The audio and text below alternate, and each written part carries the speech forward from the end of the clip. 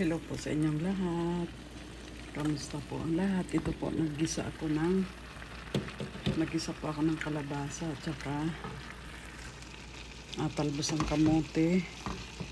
Nilagyan ko ng konting hipon na maliliit. Tsaka yung ginamit ko olive oil.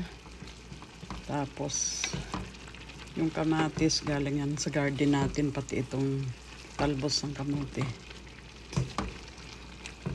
Ginisa ko sa bawang, kamatis. Yung kamatis galing sa garden natin, tsaka yung itong talbos.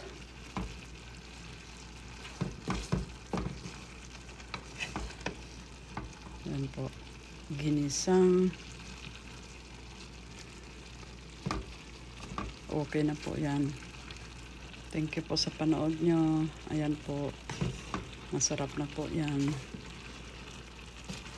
Ayan po. Yan, mayroon na tayong pagkain. Thank you po. Ayan po.